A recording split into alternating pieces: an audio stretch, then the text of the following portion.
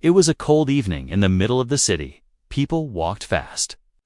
Their coats pulled tight around their bodies as the wind blew hard. Cars passed by, streetlights flickered, and the smell of food from a nearby restaurant filled the air. Inside the restaurant, people were laughing, eating, and enjoying warm meals. The sound of clinking glasses and soft music made the place feel cozy. But outside, standing by the glass window, was a man. He looked tired. His clothes were old and dirty, and his shoes were worn out. His beard was rough, his hands were shaking, and his eyes were sad. He had not eaten a proper meal in days. He stared through the window at the food-hot soup, fresh bread, juicy meat, and creamy desserts. His stomach growled loudly, but no one heard it except him. People walked past him like he was invisible. Some gave him strange looks. Others turned their heads quickly. No one stopped. No one asked if he was okay. He took a deep breath, then slowly walked into the restaurant. The warm air inside made his cold skin tingle. He looked around, unsure what to say. A young waiter noticed him and frowned. "Excuse me, sir, do you need something?" He asked carefully. The man looked at him and nodded. "I'm sorry to bother you," he said softly. "I don't have money, but I saw a piano over there in the corner. If you let me play one song, just one, and if it's good, could I get something to eat?" The waiter looked confused and surprised. He turned to the manager, who had just walked over to see what was going on. The manager crossed his arms and looked at the man. He didn't trust him right away. He had seen many people try tricks just to get free food. But something about this man's calm voice and serious eyes made him pause. "A song for a meal?" the manager asked, raising his eyebrow. "Yes." The man nodded. "I don't want money. I don't want trouble. Just a chance to play. And maybe a little food. That's all." The manager thought for a moment. Then he sighed and said, "All right, one song. If it's good, we'll talk, but just one." The man smiled. His lips dry and cracked, but his eyes filled with hope. The manager told a waiter to open the piano cover. It was an old upright piano. Mostly there for decoration, dust covered the keys, and no one had played it in a long time. The man walked over to it slowly. People in the restaurant started to notice him. Some whispered, others giggled, thinking it would be funny, a homeless man playing piano. That had to be a joke. He sat on the piano bench, placed his hands on the keys, and closed his eyes. For a second, the restaurant was quiet. Then he played the first note, soft and gentle.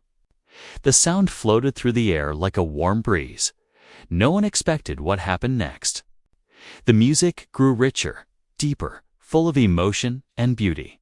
It was not just good, it was amazing. Customers stopped eating.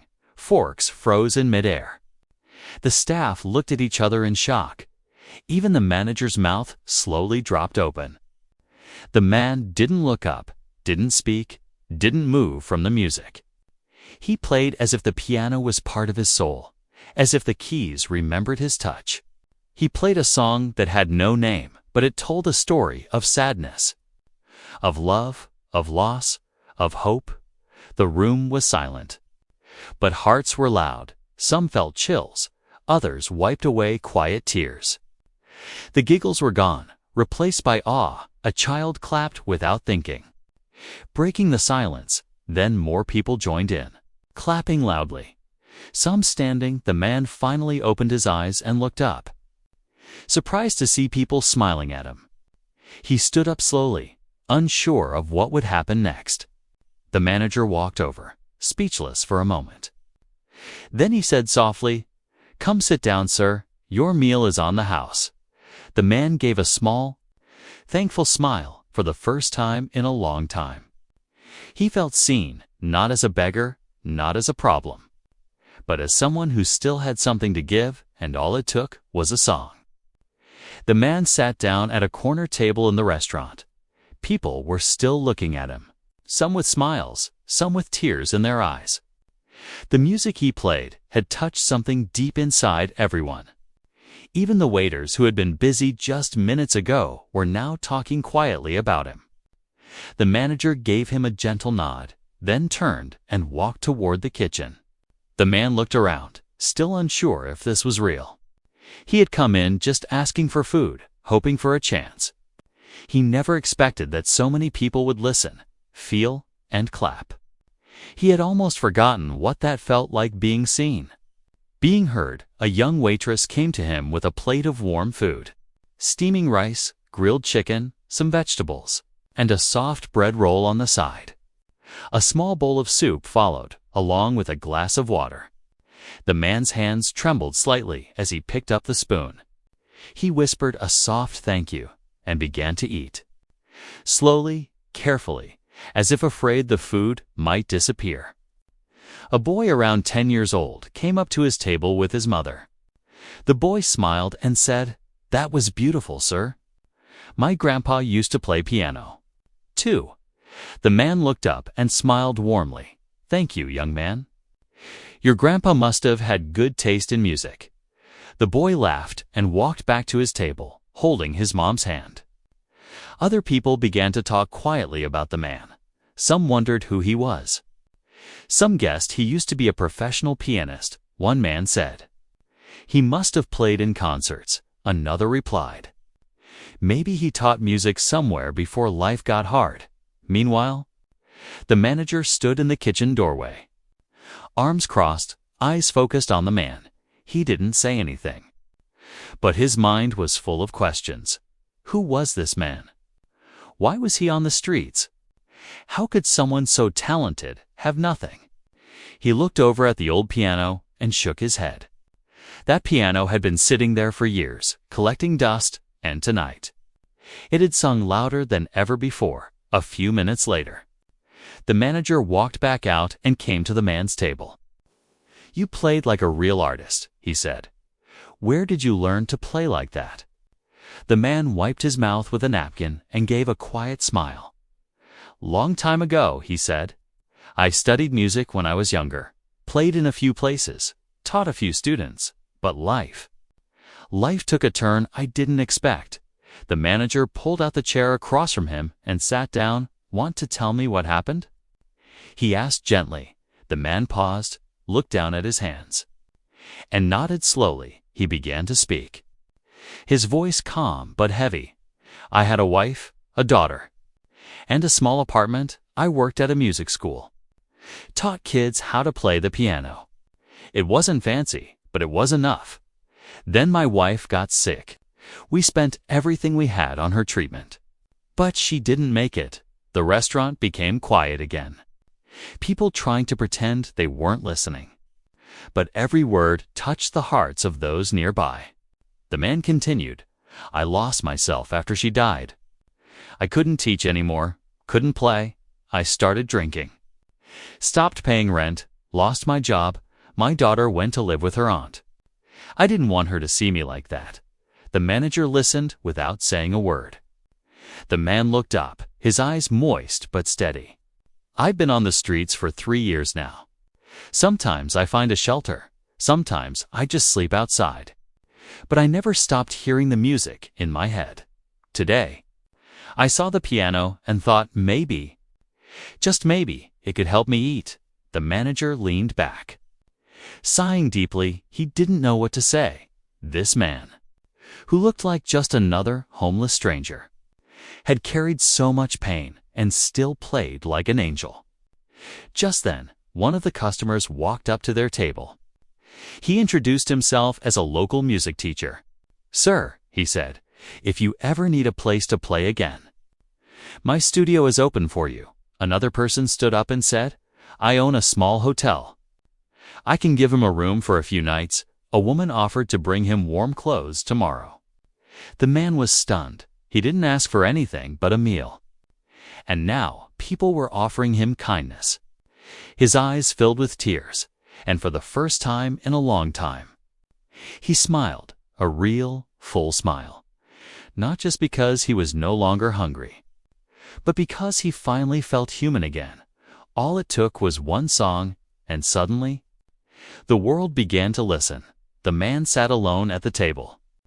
Holding the glass of water in his hand, he had eaten, he had shared his story. And now his heart felt a little lighter.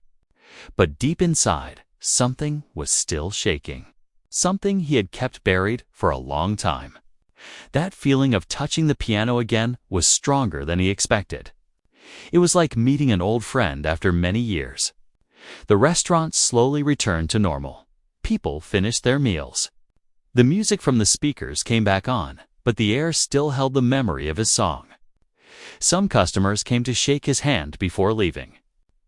Others just gave him a small nod of respect. The staff looked at him differently now, not as a poor stranger, but as someone special. The manager brought him a hot cup of tea and said, "You really touched people tonight. You've got a gift that shouldn't be wasted." The man gave a humble smile and nodded. "Thank you," he said softly. "I almost forgot what it felt like to matter." A little girl walked up to him with a napkin in her hand. She had drawn a small picture of a man playing the piano with hearts around him. She gave it to him and said, "You play like magic."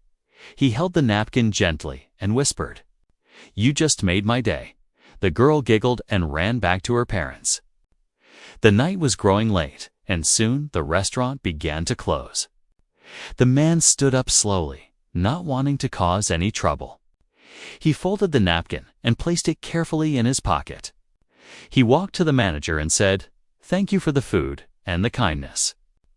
I should go now." But before he could leave, the manager said, "Wait." He looked around, then pointed at the piano. "Do you want to play one more song? Not for food this time, just for yourself." The man paused. Surprised, he looked at the piano, then at his hands. His fingers twitched slightly. As if they were already ready to play, he nodded slowly and walked back to the piano. This time, there was no pressure, no deal, no hunger. Only music. He sat down, closed his eyes, and let his fingers move. The song he played was soft and slow. It felt like a memory. A goodbye, a new beginning, all in one. The restaurant was quiet again. The few remaining staff stopped cleaning and just listened. Each note touched the heart gently, like a breeze in the night. He was no longer just a man with a story. He was a storyteller with no words. Every key spoke something he could never say with his mouth. Pain, loss, love, hope, and something else, freedom, when the song ended. The room stayed silent for a moment. Then the manager clapped quietly, and others followed. No one said much. They didn't have to. The music said everything. The man stood up again. And this time he looked stronger. Something had changed inside him. He had remembered who he was. Not just a homeless man, not just a lost soul, but a pianist, an artist, someone with purpose. As he stepped outside, the cold air touched his face, but it didn't feel as cold as before. He had something warm in his heart now. He walked a little slower, taking in the night lights. People still passed by. Some ignored him. But he no longer felt invisible. He sat down on a bench near the park, took out the napkin drawing from his pocket, and smiled. He had nothing but that napkin. A full belly, and a piano that wasn't his, yet somehow he felt richer than he had in years. He looked up at the sky, the stars blinking gently. For the first time in a long time, he whispered to himself, "Maybe tomorrow will be better." And for the first time, he believed it. The wind blew softly through the trees, and in the silence of the night, the music from the restaurant still echoed in his soul. The sun rose slowly, painting the city with a soft golden light. Birds flew between buildings, and cars began to fill the roads. Shops opened, buses rolled by, and people started their daily routines. But on a wooden bench near a quiet park, the man who had played the piano the night before was already awake. He hadn't slept much, but it didn't matter. His heart was full, his mind still echoing with the sound of the piano. He took a deep breath and smiled at the sky. He didn't know what the day would bring. But something inside him felt different, stronger, lighter. He stood up and brushed off his clothes. They were still old and worn, but he carried himself taller now. He walked toward a public restroom nearby, washed his face, and cleaned his hands as best he could. Then he looked at his reflection in the mirror. Behind the tired eyes, there was a fire returning. As he stepped outside, he heard a voice calling his name. "Hey, sir, wait." He turned and saw the manager from the restaurant jogging toward him, holding something in his hand. "I was hoping I'd find you here," the manager said, slightly out of breath. He handed him a small paper bag and a cup of hot coffee. "Breakfast," he smiled. "You earned it." The man accepted it gratefully. "Thank you. You didn't have to," he replied.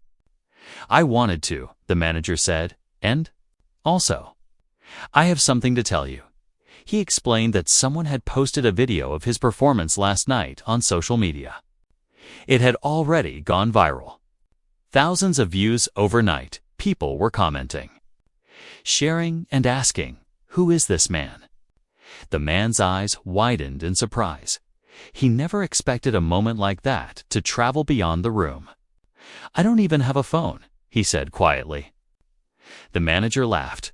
"Well, the internet does. And now it's looking for you." They walked back to the restaurant together. Along the way, people recognized him. A woman smiled and said, "I saw your video this morning. Beautiful." A man clapped him on the shoulder and said, "You've got talent." My friend, even children pointed and whispered to their parents, "That's him. That's the piano man." When they arrived at the restaurant, a local reporter was waiting outside with the cameraman. "Are you the man from last night?"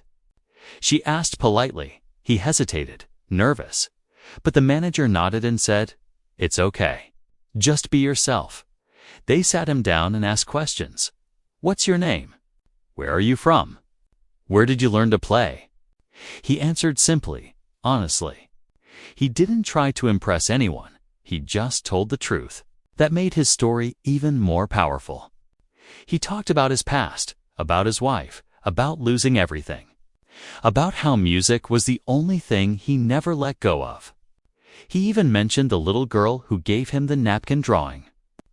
"She reminded me that kindness still exists," he said, "and that maybe I still have something to give after the interview." More people came to see him. A music teacher offered him a chance to play at a school recital. A man who ran a local shelter said, "We've got a clean bed and hot meals if you need a place to stay." Someone even handed him a used smartphone and said, "Just until you get back on your feet." The man was overwhelmed. He never asked for all this. He had only wanted food. But now, people were offering him more than food. They were offering him chances later that afternoon. The restaurant filled up again. People weren't just coming to eat, they were coming to hear him play. The manager placed a small sign on the piano that read, "Live piano, 6 p.m., performed by our special guest."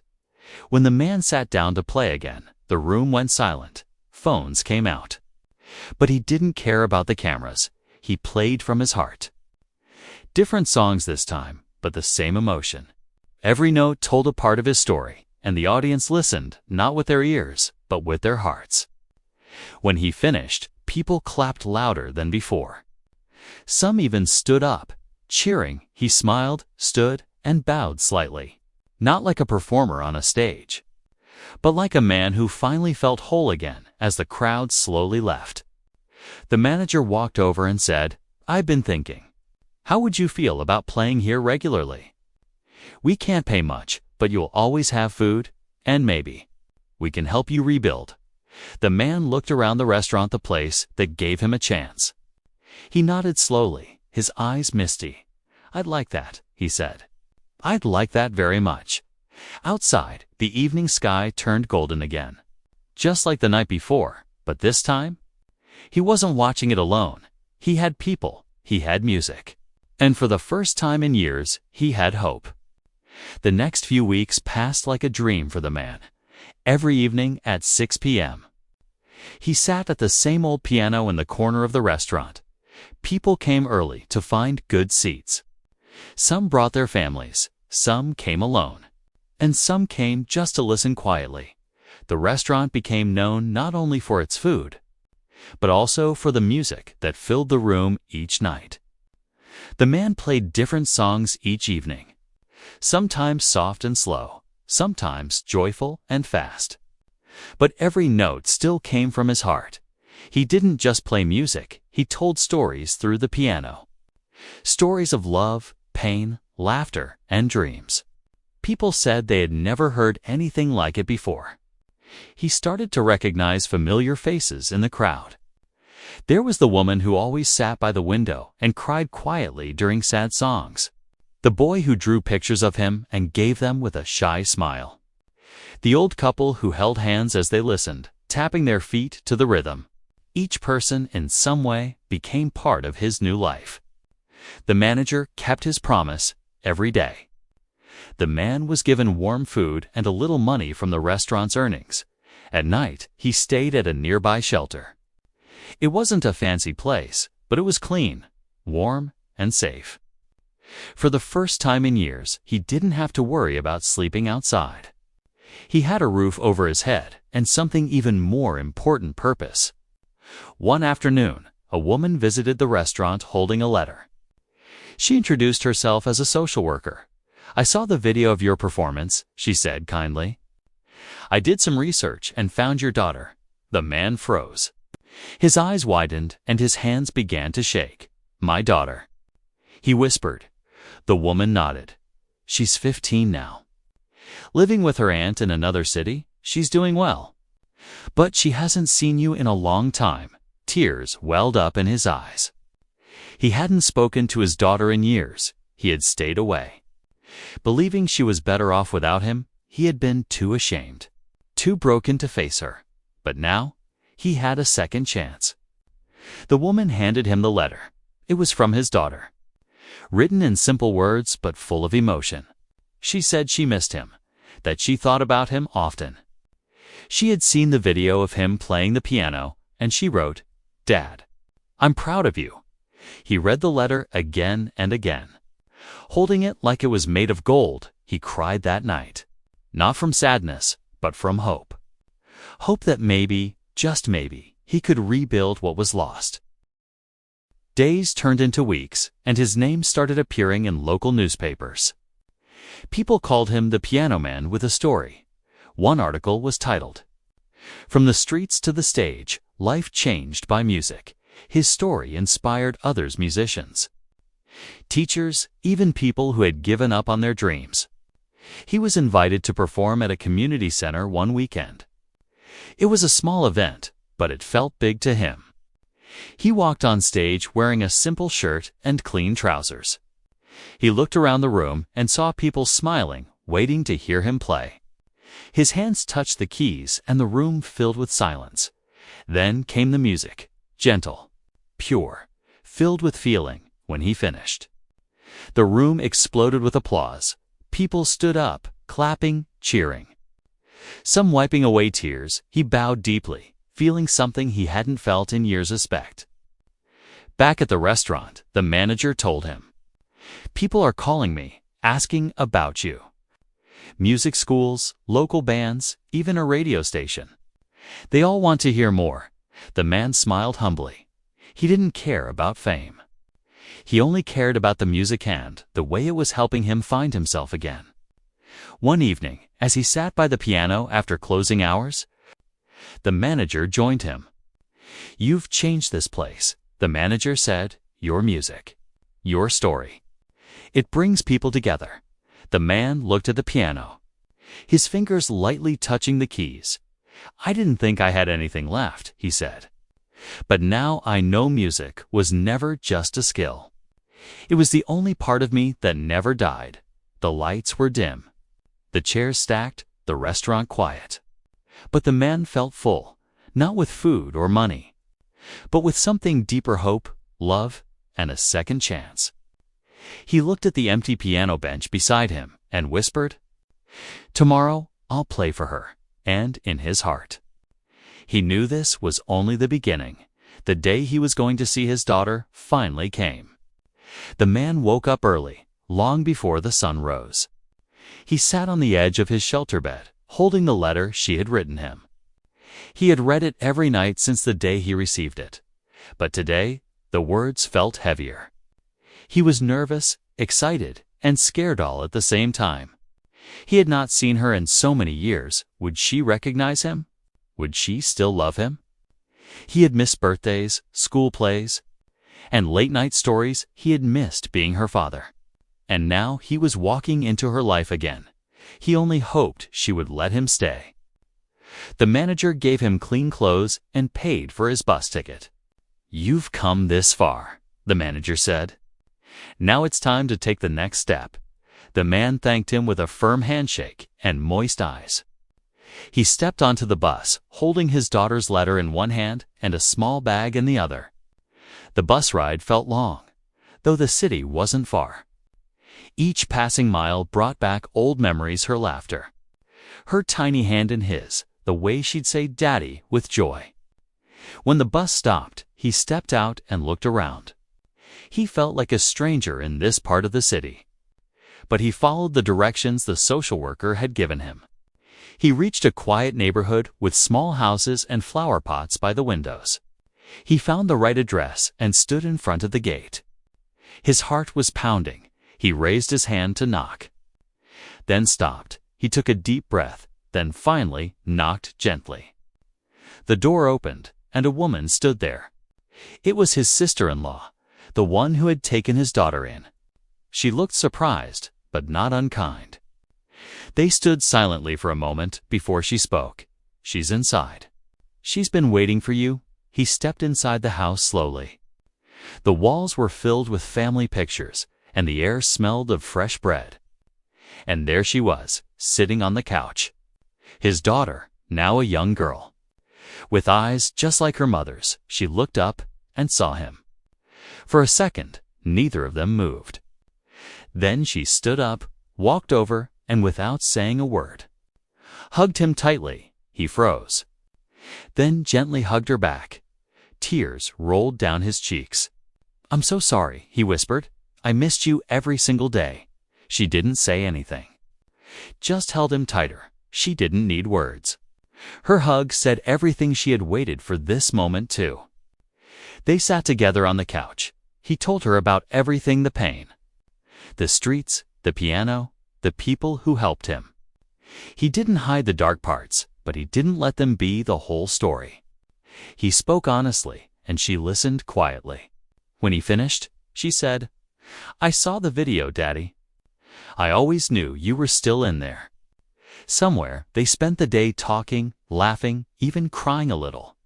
He played a small keyboard that her aunt had at home. He taught her a few notes, and she picked it up quickly. "You have it in you," he said proudly. "You have music in your heart." But that night, as he lay on the couch at his sister-in-law's house, he couldn't sleep. He kept thinking, what if he lost all this again?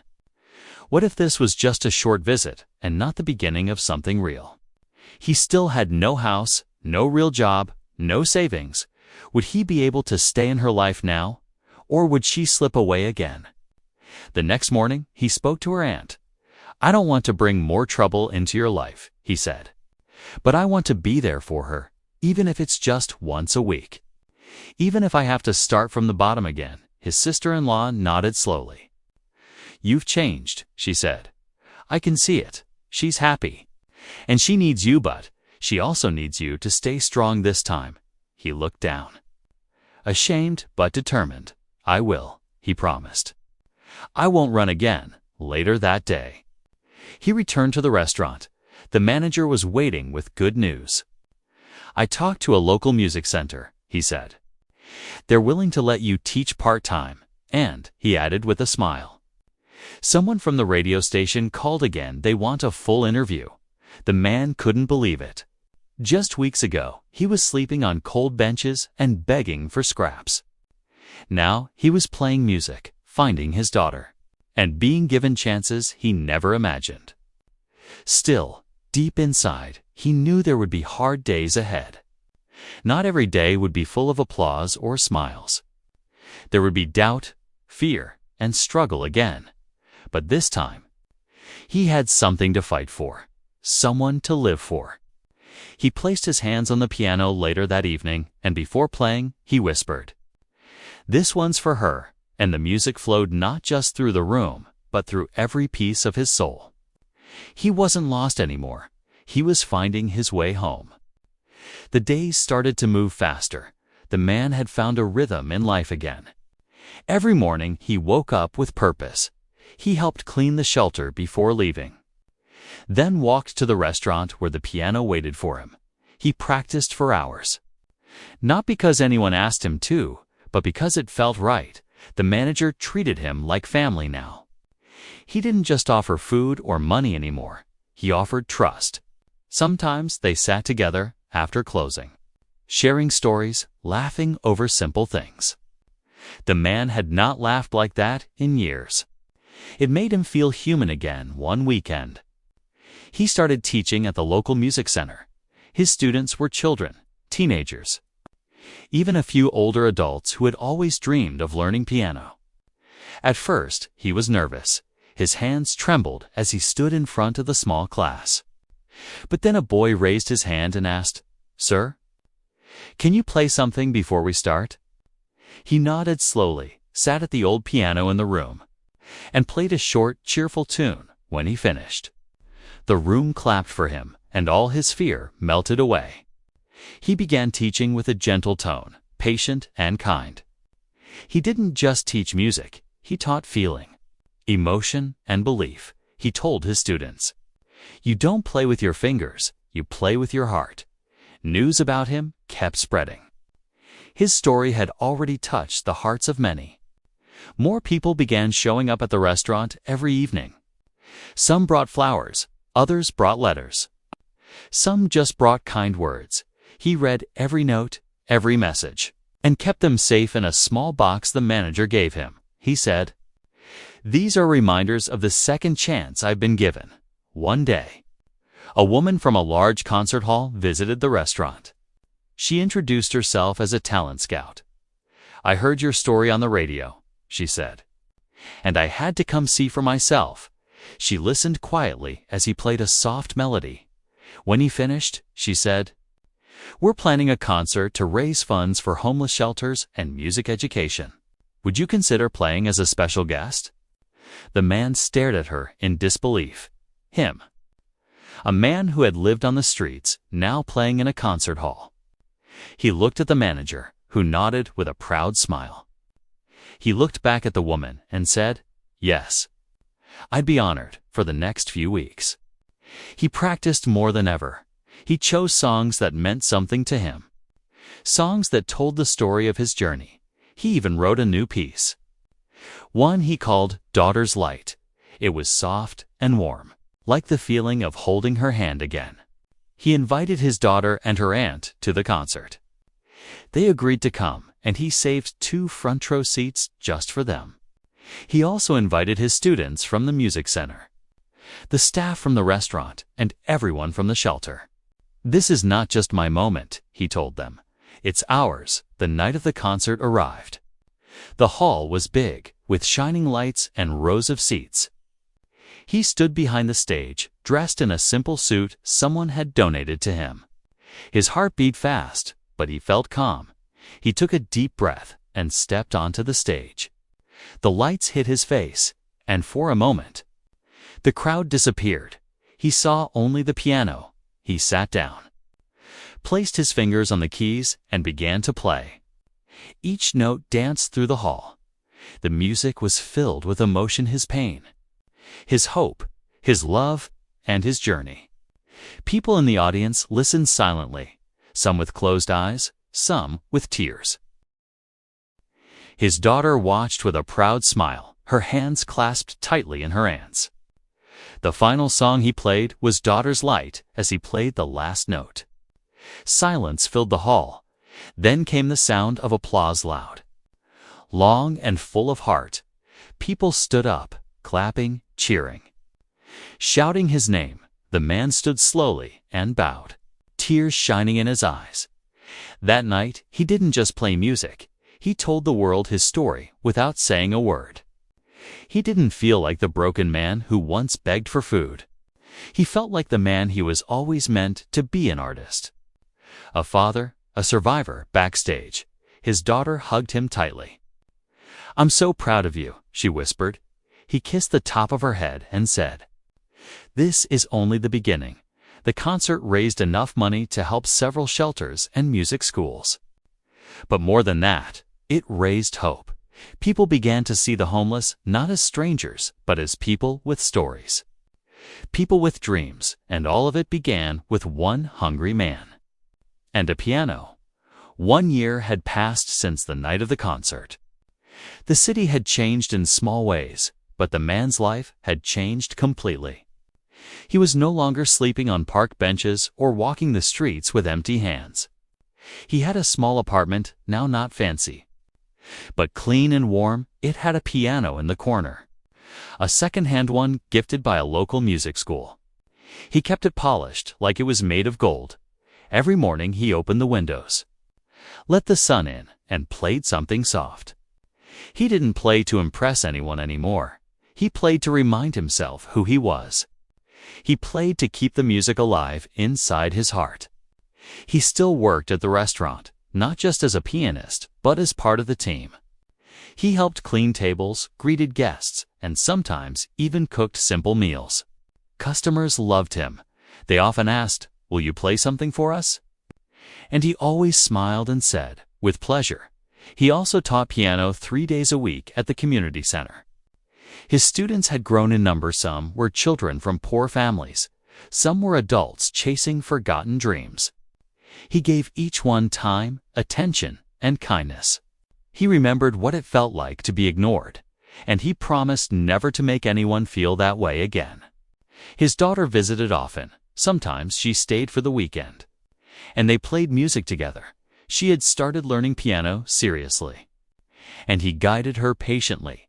They laughed, shared meals, and talked about everything: school, music, memories, and the future. She still called him Dad with love, and that word meant more to him than anything else in the world. One afternoon, he sat by the window of his apartment. Watching the clouds pass by, he held a small photo frame in his hand. It was a picture of him and his daughter at the concert. Both of them smiling, both of them shining. He placed the photo on the shelf near his piano, right next to a folded napkin with a child's drawing from long ago. He still remembered the little girl who gave it to him. That simple act of kindness was the first light in his darkest time. He often spoke at local schools and shelters now. He told his story not to gain attention, but to inspire hope, he said. "It doesn't matter how far you fall. What matters is that you find the strength to stand again." He talked about music, pain, second chances, and the power of small kindness. People listened. Some cried, some clapped, but all left with something to think about.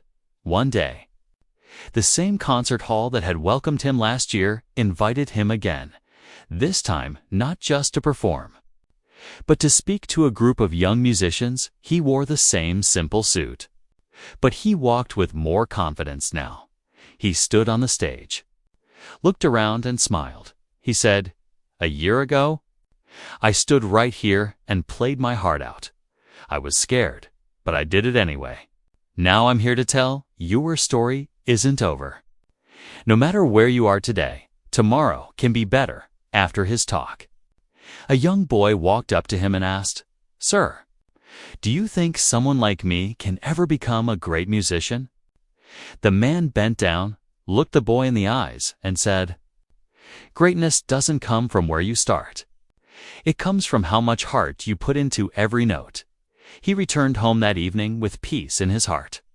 He made a cup of tea, opened the window, and sat by the piano. The street below was quiet, the air soft and cool. He placed his fingers on the keys and began to play. This time, the music wasn't just for him. It was for everyone who had ever felt forgotten, everyone who had ever lost their way, everyone who needed to believe that life could change. The music flowed gently through the room. It wasn't loud or fancy, but it was full of truth, full of love, full of life. And in that moment, the man wasn't just a pianist. He wasn't just a father or a teacher or a survivor. He was a symbol of something bigger. He was proof that even in a world that sometimes turns away, there is still kindness. There is still music. There is still hope. And all of it had started with one hungry man, one old piano, and one simple request: may I play for food?